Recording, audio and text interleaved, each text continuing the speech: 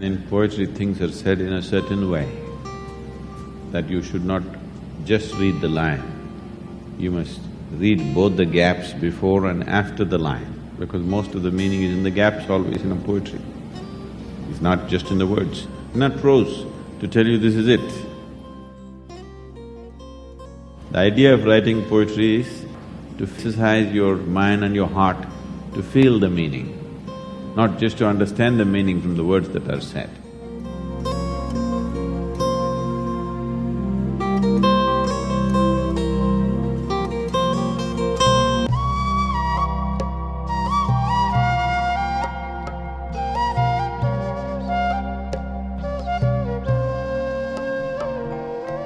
Namaskaram to everyone, wherever you are.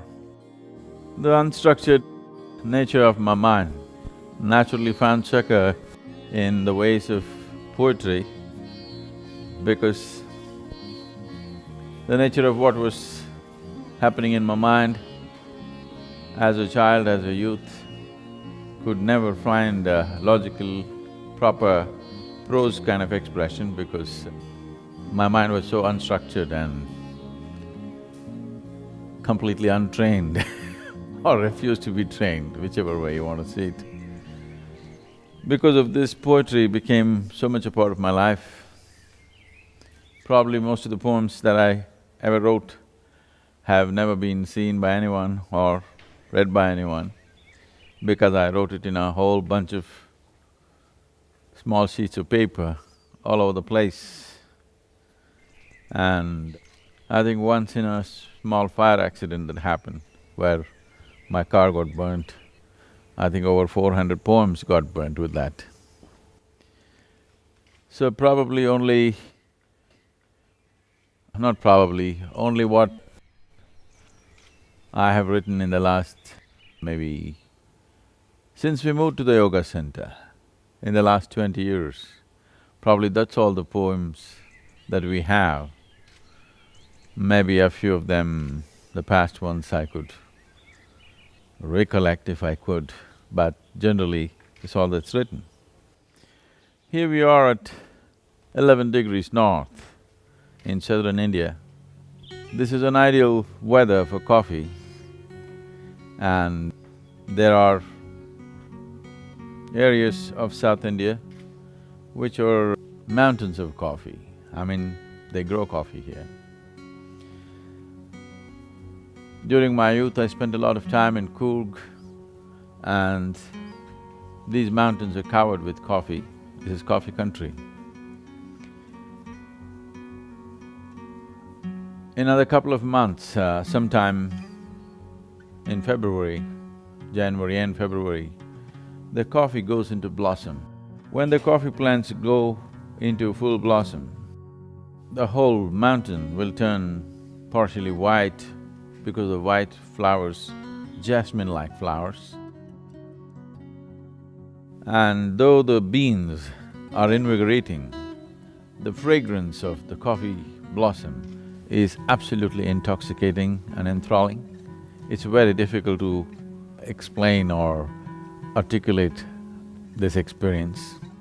Many times I have felt it, and a few years ago, I took a few people who I wanted to know this and experience this. And being there in a coffee mountain or a coffee estate, as they're known, it was inevitable I had to pen something about coffee.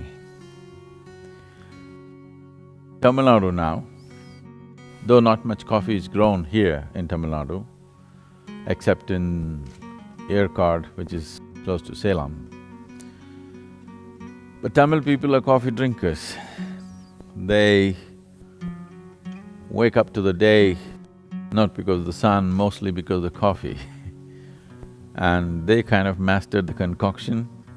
Probably the Tamil Nadu's filter coffee stands out compared to anything in the world.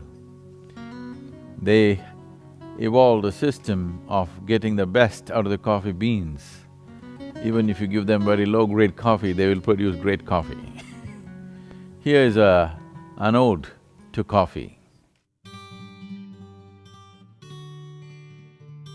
As the seed does not reveal the shape of the tree, the innocence of the infant face does not reveal the sage or the sorcerer to come.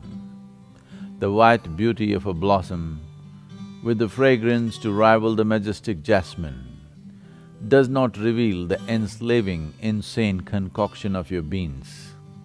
Half the world has surrendered to you, the other half are either ignorant of your magic or have turned ascetic and refuse to succumb to you. Of all of man's ingenuity in extracting pleasure and nourishment from the Mother Earth's breast, you stand out to be the one to inspire a fierce faith of unquenchable sort. You have overshadowed the Lord of Light. You have overshadowed the Lord of Light. As for the faithful, daybreak means you, not the sun.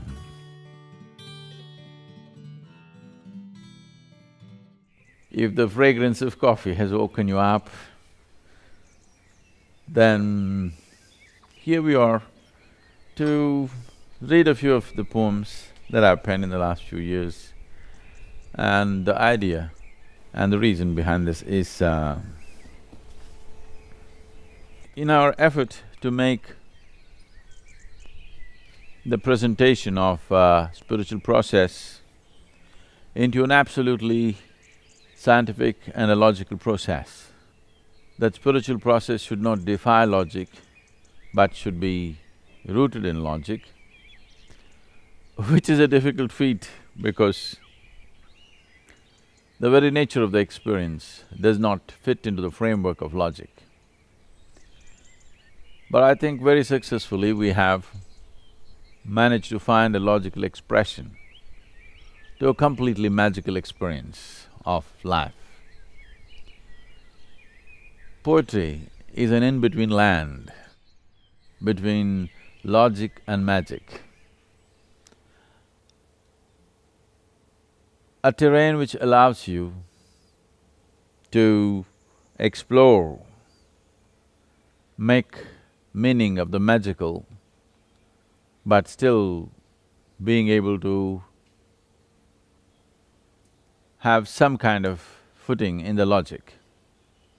Here's another one. This is called a firefly.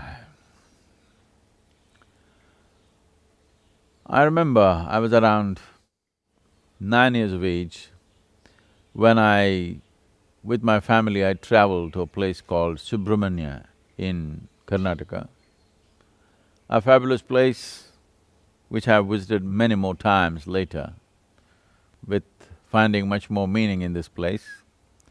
This is a place where Lord Subramanya or Kartikeya or Armuga as he is known here in Tamil Nadu, or Muruga, for the last time he washed his bloody sword and walked up the mountain. This is a place where he meditated and bathed in the river and walked up the mountain to shed his body. When I was there, we were staying in a small place and it was not as it is today, it was a very remote place, a little difficult to get there in those days. In the night, around 8 o'clock, the power went off and I looked out of the window, a huge tree full of fireflies. The whole tree was lit up with fireflies. I had never seen anything like that. The scene of this big tree with fireflies is so deeply etched in my mind. It keeps coming back to me many times. And when we first moved into the ashram here, around 20 years ago, and those times, evenings usually we didn't have light because the power would go off. Then when we were here, we started noticing fireflies and suddenly these magical beings flying all over.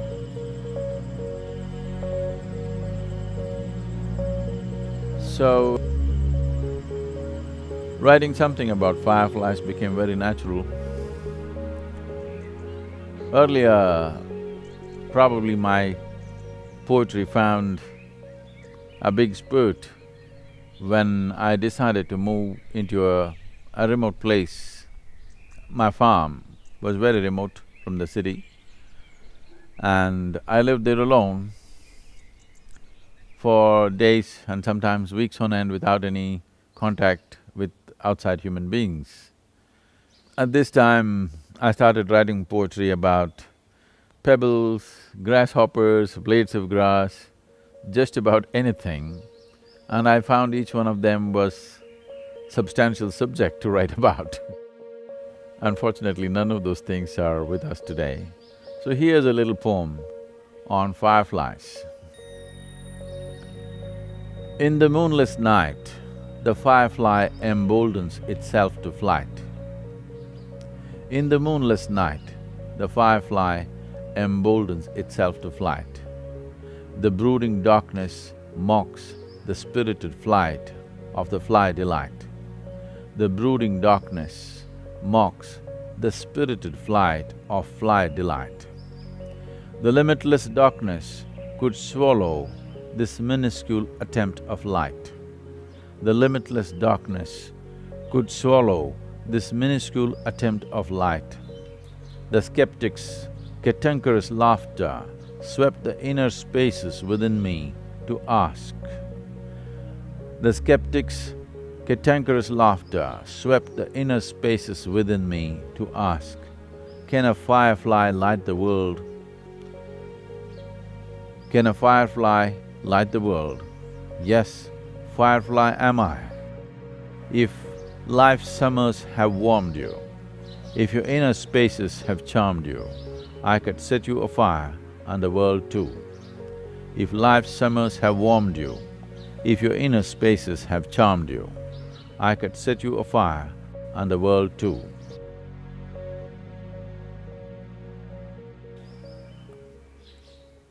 During the Anadi program in United States at III Tennessee, 90 days, a gusty lot of people gathered. A whole lot of people did a wonderful effort to raise their sadhana to a different pitch, and we explored dimensions which are not just unusual, much more than that. And we happened to be at a time when there was a Guru Purnima. The most dominant factor of my life has been my Guru and nothing else.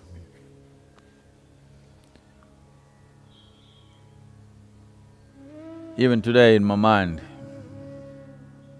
more than in my mind, literally in every crevice in my body, every pulsation in my system, and my very energy has… it's just his presence which is the most dominant within me.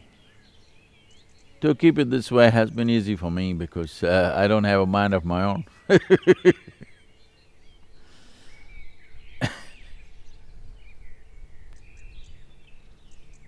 Because… probably because of this.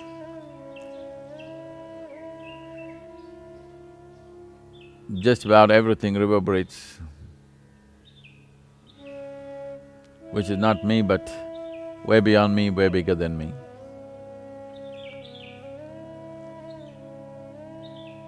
I did not see my Guru as a man who touched me.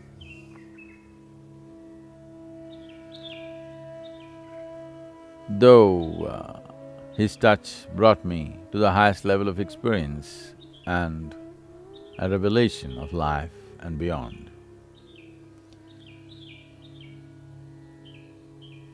The old structure within me somewhere would not accept it, in the sense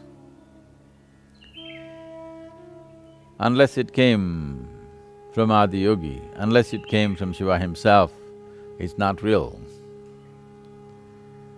So the compassion of my master made himself, turn himself into that form.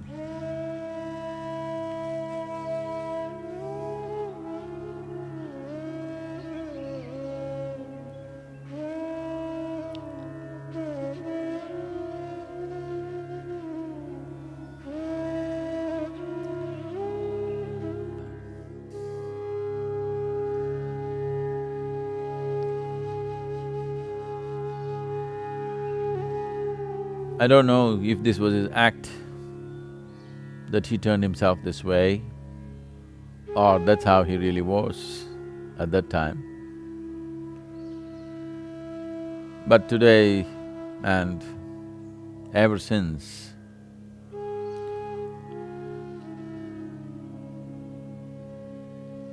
this has left me in a place where I don't have to make any attempt to know anything. Whatever I need to know, he and he are there so it's just there all the time. So on this Guru Purnima, about these 5 little poems tumbled out of me within a matter of 5 to 10 minutes.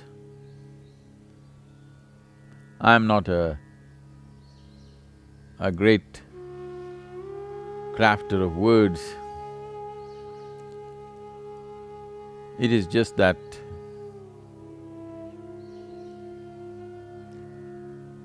without any kind of mastery over any particular language, through the grace, I managed to find some expression to what's happening or near to that. Here are 5 small poems which were part of the Guru Purnima day. All of them are titled as My Master. Brooding, squinting, staring, I could not hit the mark. Brooding, squinting, staring, I could not hit the mark. He walks in like a wanton monarch. He walks in like a wanton monarch with a crooked stick and makes his mark. With a crooked stick and makes his mark. This is the second one, again titled as My Master. Lost, lost to life and death. Both I did, but moved me not. Lost, lost to life and death. Both I did, but moved me not. A man who walks with a stick comes to me, the able-bodied one. A man who walks with a stick comes to me, the able-bodied one. Having seen birth and death and all that life can bequeath, still sitting dumb-stuck. Having seen birth and death and all that life can bequeath, still sitting dumb-stuck. Here comes the man with a stick to have me struck with his lightning stick. Here comes a man with a stick to have me struck with his lightning stick.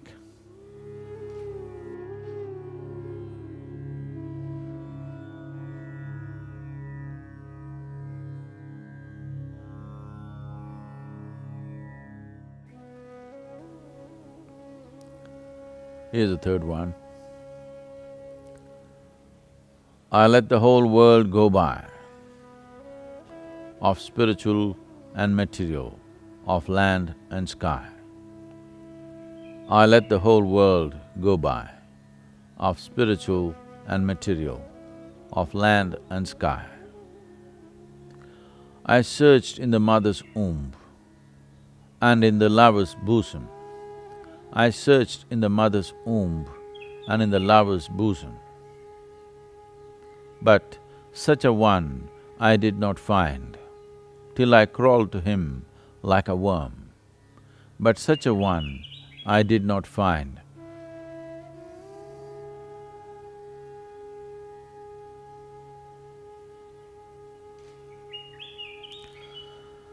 But such a one I did not find, till I crawled to him like a worm.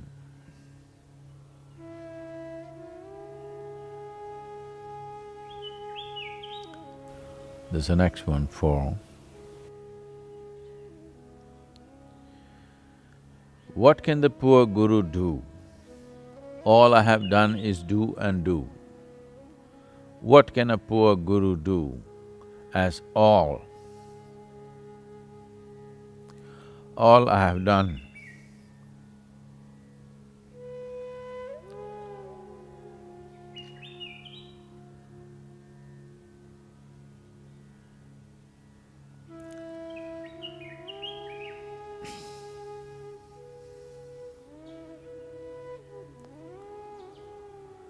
What can a poor guru do? All I have done is do and do. After seeing all that is there to see, after seeing all that is there to see, he comes to teach me how to be. After seeing all that is there to see, he comes to teach me how to be.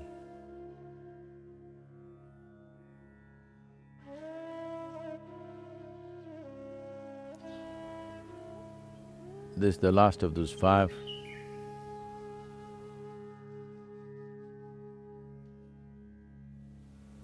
The breath that passes out will not come back. The breath that passes out will not come back.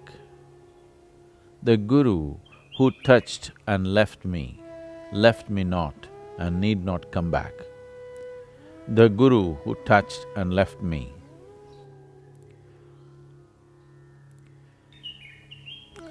not and need not come back.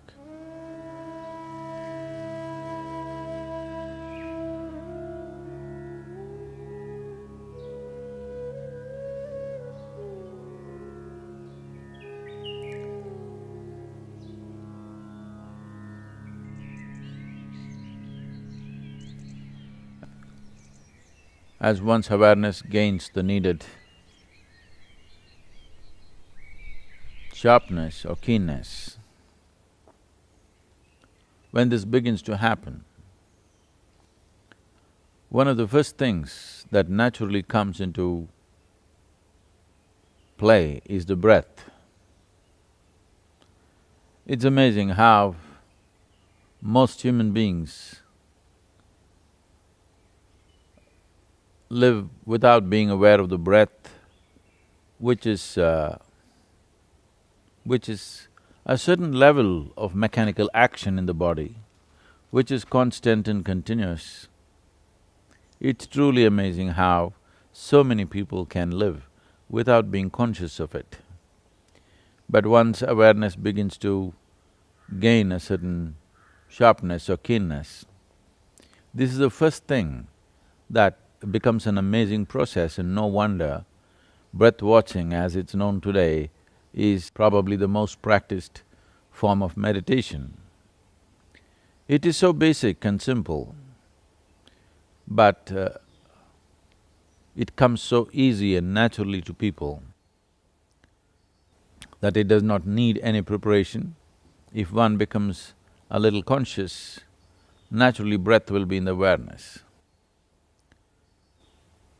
Probably this happened to me when I was 6, 7 years of age, when I started just enjoying the breath, the movement of my little chest and belly in those days, how the stomach and the chest moved in rhythm constantly. I must have spent hours and hours just noticing that. It kept me interested and engaged. It's much later that I even the idea of meditation entered my life, but just the simple rhythm that's going on endlessly and you cannot ignore if you are a bit conscious. So he is a poem for the breath, the beauty of the breath and the possibility of the breath. This is titled as Divine Hand.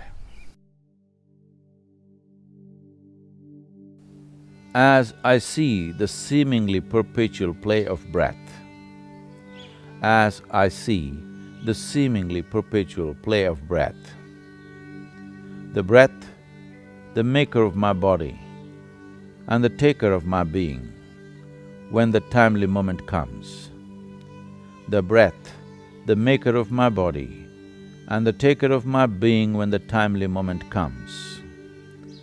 This ceaseless play of the unseen hand of the Divine, this ceaseless play of the unseen hand of the Divine, me firmly held the hand, and the Maker could not escape.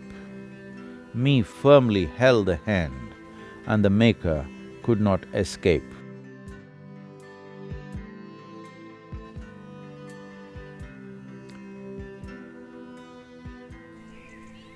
There is… I'm sure most of you have heard this chant which… the Bhaja Govindam chant, where we're talking about how Nischala Tattvam Jivan Muktihi. What this means is, if there is an unwavering attention towards something, it doesn't matter what the thing is. If there is an unwavering attention towards something, then the liberation, the possibility of freedom cannot be denied to that one. Or in other words, the essential problem of human situation is a certain lack of attention. If the necessary attention is there, if the keenness of the attention and the intensity of the attention is substantial, you can open just about any door in this universe. How keen is your attention, or how intense, how much energy behind your attention? This is all that determines this. In this context, breath is a beautiful device because it is constantly on as long as we're alive, as long as we're embodied. Breath is on, and it's inevitable that you have to notice it. Probably most people notice it only when their body goes into a spasm of excessive breath. Normal breath, most people are missing it. This is not because they are not breathing, this is because they have a serious attention issue. These days, people are even carrying their attention deficiencies like some kind of a qualification. Just bringing this attention back into your lives and particularly into the life of our children is most important, because ultimately, whether it's spiritual or material, the world yields to you only to the extent you're willing to pay attention to it. So that was about the breath. One poem from America, titled as America. This was in the year 2000. This particular day is so vivid to me, like it's happening right now. About three of us, we were kind of camped out in a small place on the Center Hill Lake in Tennessee. Center Hill Lake is a reservoir. The lake has a shoreline of over 700 miles. If you take a boat out, you can just get lost for days and not find your way back. So there was a beautiful place which one of our meditators owned at that time, and very graciously they offered it to us. And we were working on something, so we went and stayed there for a few days. around this fabulous home, there were some real tall trees, wild, untouched forest area. And alone I ventured off into these steep slopes, and I was just struck by what I saw there. And this poem is a consequence of that. It's titled as a miracle.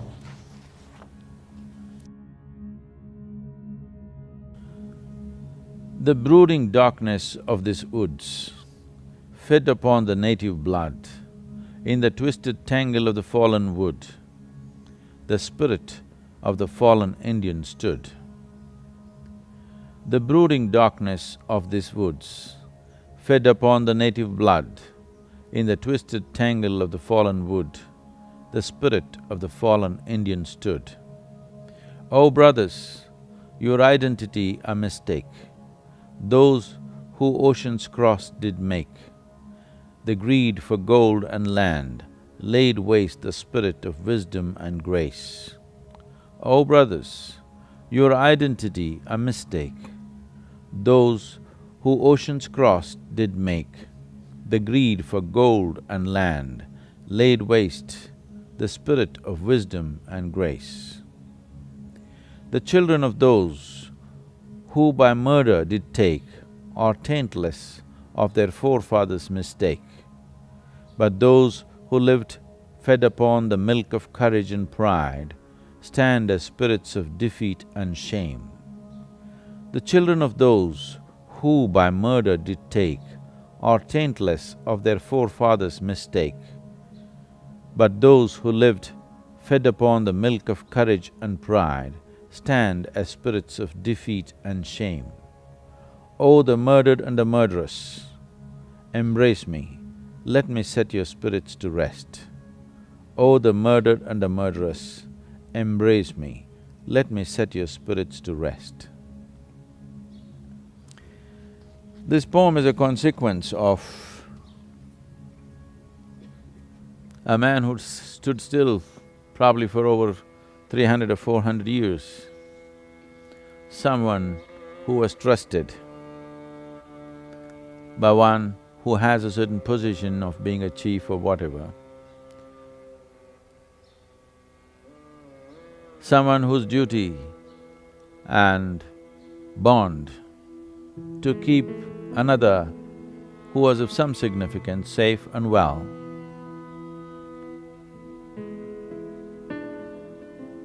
And when that which was entrusted to you, you could not fulfill and failed in keeping what was most precious to you alive, he just stood there in shame and remorse, which cannot be expressed in words. He just stood there forever. The man died, the body fell and became a part of the earth around him. But a frozen spirit just stood there for centuries. When I walked down these mountains, when I walked down this steep slope, and here he was still standing. And probably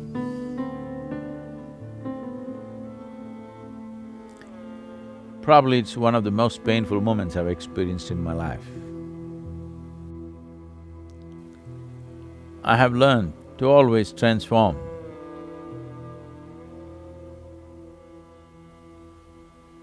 pain into a possibility. Since then, I did many things in the region. And of course, one of the things is to set up the III or the Isha Institute of Inner Sciences on the Trail of Tears. Historically, this is a region which has seen tremendous amount of pain. It is known as the Trail of Tears. A whole tribe was made to walk from east of Mississippi River to what is presently Oklahoma. The adults, along with their children and elderly, had to walk, and when they walked, the old people died. The Native Americans are so particular about preserving their dead and the spaces for the dead, so they could not leave them. They carried their bodies and walked. The bodies rotted, but they carried rotting bodies and walked and walked. So this is known as the Trail of Tears, which is where we set up our Isha Center. And those who have been there for the last 7-8 years, since we stepped on that land, they can clearly feel what we have done to that space in terms of its energy, how brooding and painful it used to be just to enter that space, and today how it is. Well, still many more things to be done. I'm in a little bit of a hurry to set up the Adiyogi temple, because once we have a powerful consecrated space, it will take on a charge of its own.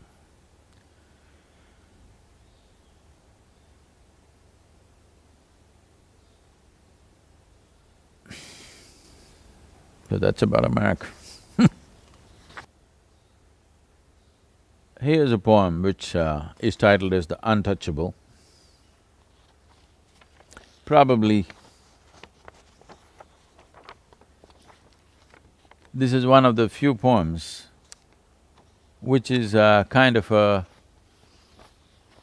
hybrid of a poem that I wrote when I was probably 18 or 19 years of age. None of the others have remained. They all, as I said earlier, they all got burnt in an accident. This is not exactly what I had written at that time, but I think, yes, I think at least 60% or 70% of this is the original poem, rest I've added. So, I think this was one of the first poems written here after we moved in here in 1994.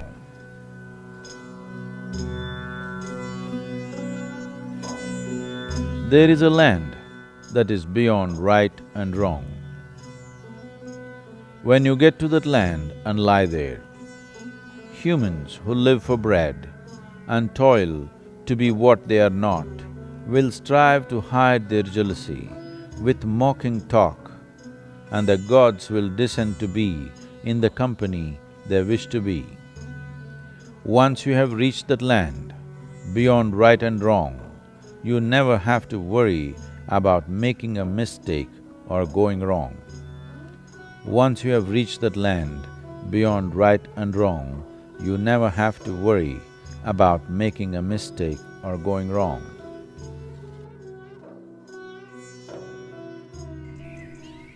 The ethos of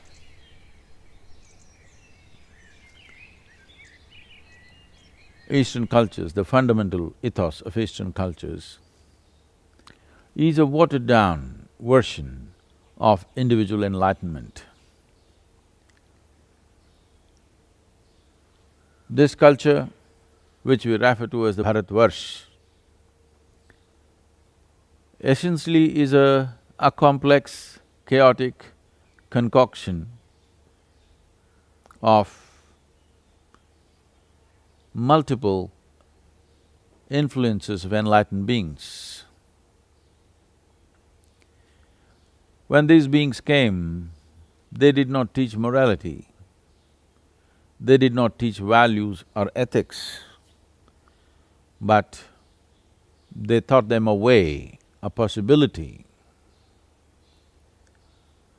Because one's way was never the same as the others. Someone asked me, Sadhguru J. Krishnamurti was a master of his intellect. Rajneesh was a master of controversy. What are you? I said, I'm a master of chaos. I know how to harness chaos. I can make a chaotic situation culminate into something fantastic. So, every master had his own way. And all of this melted pretty well into the culture.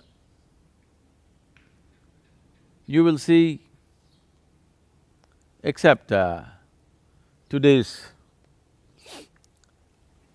English-educated India, if you go to the rural masses,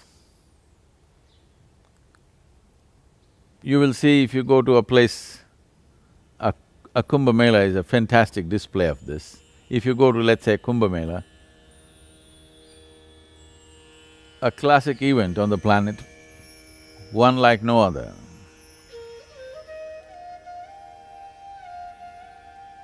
Every kind of path, the weird and the wise, all perfectly fitting into each other. Nothing contradicts anything. Everything is absolutely different from the other, but nothing contradicts anything, everything fits in perfectly well. This is not something that a thinking mind, a logically correct mind, particularly a Western mind, could understand. How do all these people fit together? This is because there is no right and wrong. The question is only about, has it worked for you or not? If it has worked to evolve you into a higher state of being, it doesn't matter whether it's right for me or not, whether it agrees with me or not. If it doesn't agree with me, there's always another way for me. So this is a fantastic outcome of generations and generations of enlightened beings. Each one of them, unhindered by what the previous one had said, explored his own way, expounded his own path, never in conflict with the one before him or the ones before him. So this is the nature of exploration, that it's not about right and wrong, it's about just making it happen.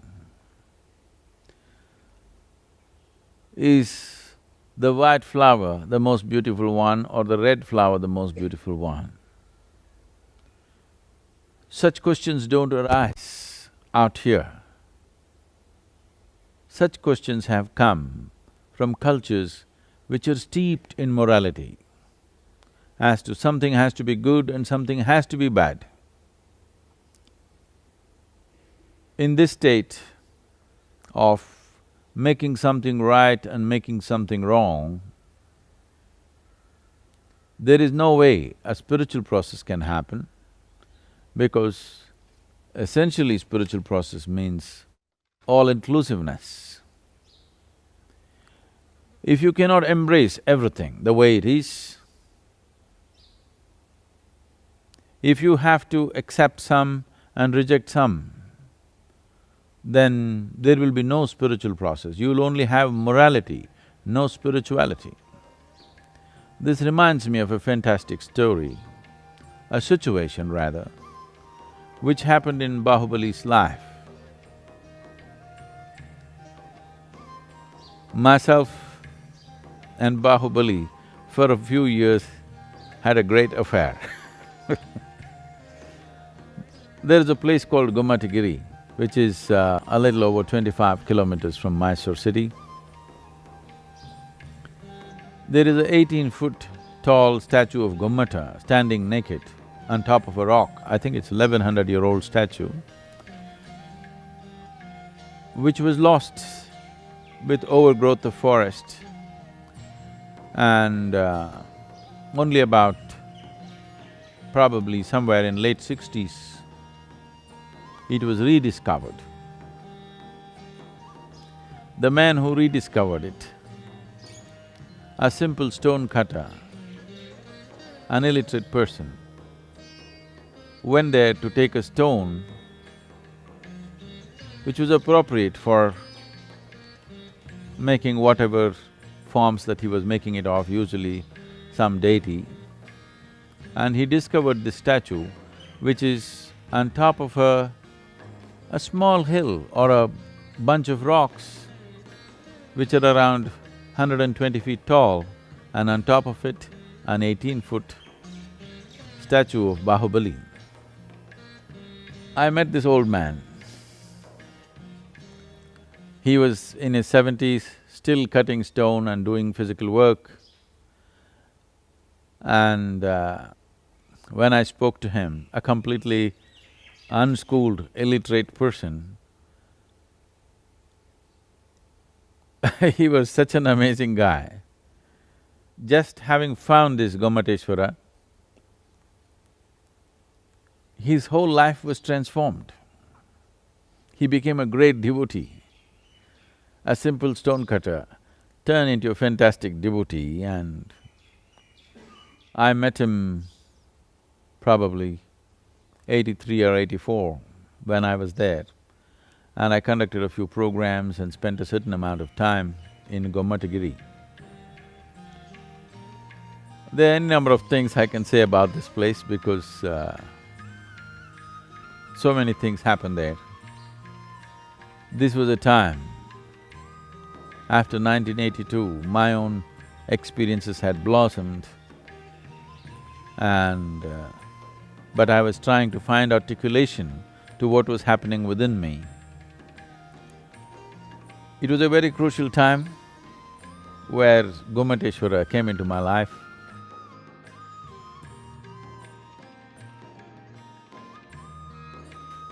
And as I said, we had a great affair.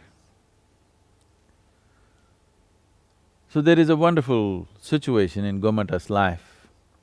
He and his brother fought many battles together initially, later on they fought against each other.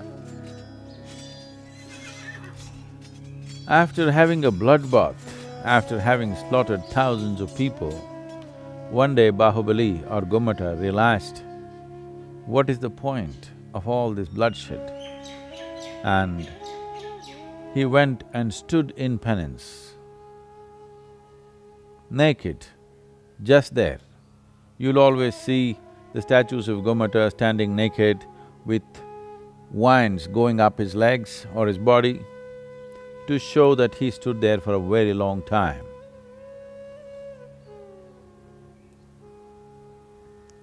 And he stood there for over 14 years.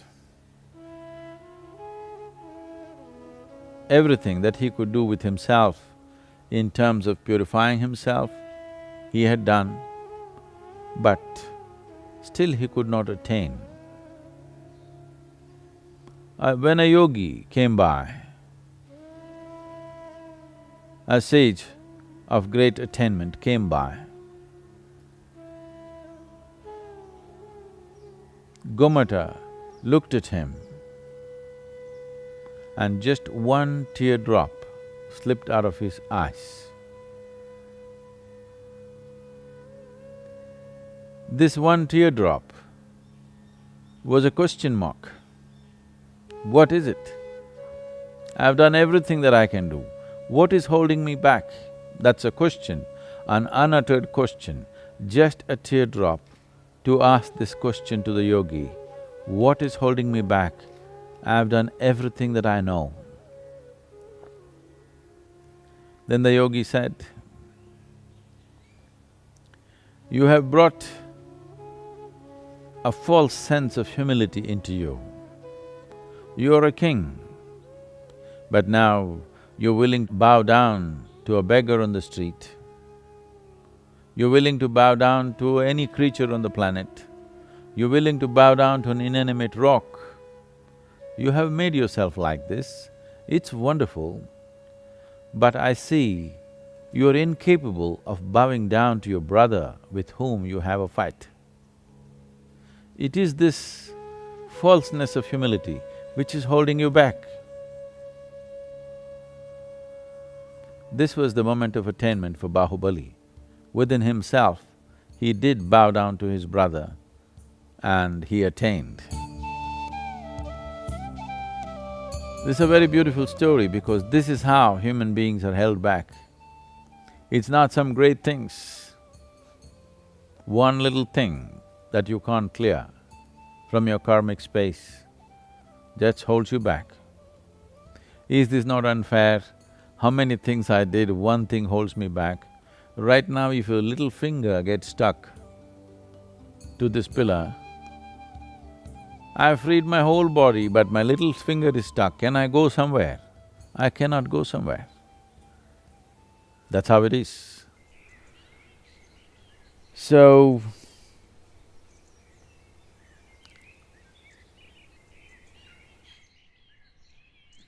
some of the poems that I penned in Gomatigiri are not with us anymore, they're gone.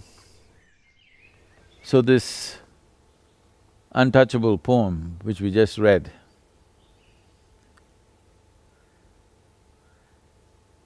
I think I have three versions of this. The first one and the second one are not with us anymore. This is the third one, the third version. Right now the whole country is abuzz with women's issues. I think long overdue, but a land, a culture that celebrates the feminine as the divine, unfortunately has not fixed quite a bit of itself as to how they should be or how they should conduct the feminine in the human form. This poem is titled as The Woman. Okay, I must tell you the background. Probably this was the last ladies' BSP I handled. This was in the Spanda Hall and there were over 370 or 380 ladies, and it was a moment when I saw them all melting and merging into each other. The fabulous energy that they created there. Bhavaspandana was in full swing. When the process was on, I just scribbled this poem on a small pad which was next to me. Woman.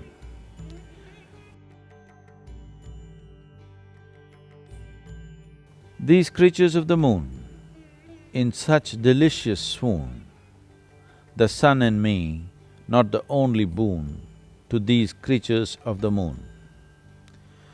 These creatures of the moon, in such delicious swoon, the sun and me, not the only boon to these creatures of the moon. Daily death, a must for the sun, to be kept unnourished in the pregnancy of the moon. It is her gracious reflection that sees him through the night. Daily death, a must for the sun, to be kept unnourished in the pregnancy of the moon. It is her gracious reflection that sees him through the night. Sun, the source of all known creation, is but born in the coolness of the moon. The Creator placed such trust in this unreasonable madness of the moon, bestowed the womb to bear and the feeding breast. Sun, the source of all known creation, is but born in the coolness of the moon. The Creator placed such trust in this unreasonable madness of the moon, bestowed the womb to bear and the feeding breast. May she flower and bloom too soon. Only then there can be worthwhile harvest, when the world knows the nourishment of this womb. In celebration will exist these creatures of the moon. May she flower and bloom too soon. Only then can there be worthwhile harvest, when the world knows the nourishment of this womb. In celebration will exist these creatures of the moon.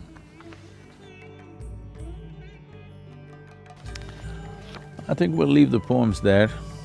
If you have questions, this is the time to look at it. You talked about moments when we as humans have moments of clarity and moments of confusion. Since I started my sadhana and as I go through my spiritual path, I've had moments of very intense experience. Sometimes I feel that everything is very clear, but at the same time, I have moments of utter confusion where I'm not able to understand what's going on around me. In a way, the things I see, I'm not able to articulate it in a very logical way. What is happening to me and what do I do about it? You're having a very human experience on this planet.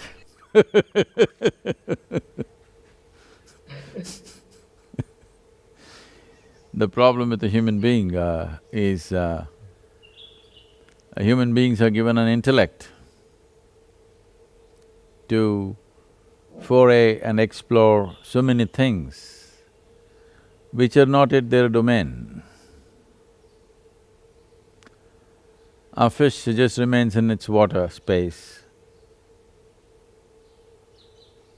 a tiger in its forest, everybody remains within their terrain. It's only the human being who wants to explore and foray into everything that we can see or we cannot see, actually. We not only foray into things that we can see, we also foray and try to foray into things that we cannot see. We want to go into the space, we want to look at the microscopic stuff. We want to not just enjoy the outward, we want to know the inner dimension of who we are. So, these are adventures of the human mind. When you make these adventures, when you try any adventure, that means you do not know the result or the consequence of your action. That's what an adventure is. If you successfully finish an adventure, you will be known as an adventurer or you will be known as a hero in the world.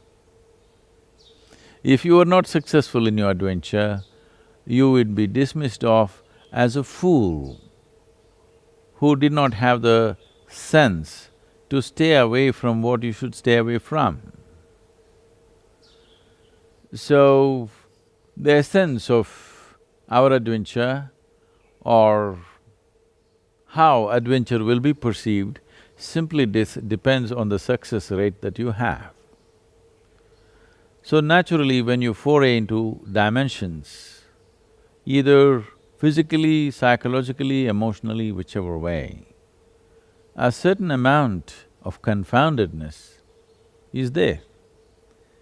But this confoundedness is coming because you're constantly falling back on your intellect to give you a logical interpretation of everything.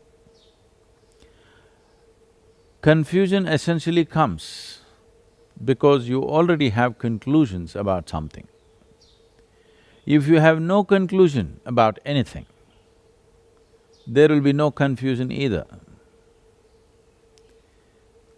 The fundamental process of any spiritual path, particularly what I've been transmitting to all of you, or all spiritual paths, why?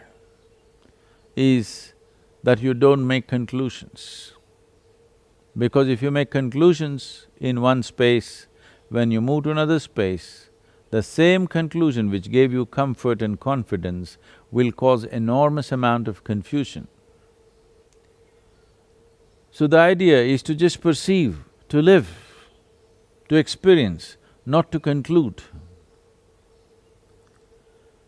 because conclusions or accumulations, they are of no relevance to experience that which is alive and now. So, one needs to understand confusion is a product of conclusions. This is something that you have to train yourself with, that you do not make any conclusions about anything. How do I live without making conclusions? There is a difference between making a momentary judgment as to how to act in a particular moment and making a conclusion about it. This moment, when you are in a certain mode of activity, you may deal with somebody or something in a particular way according to your judgment of that moment.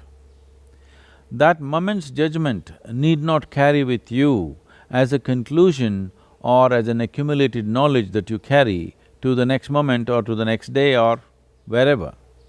Or in other words, you do not carry your past into the future.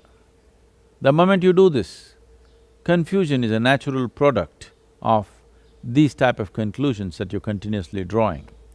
So particularly on the spiritual path, if you're beginning to experience things, there should be no conclusions. No conclusions at all. If there are no conclusions, there will be no confusion,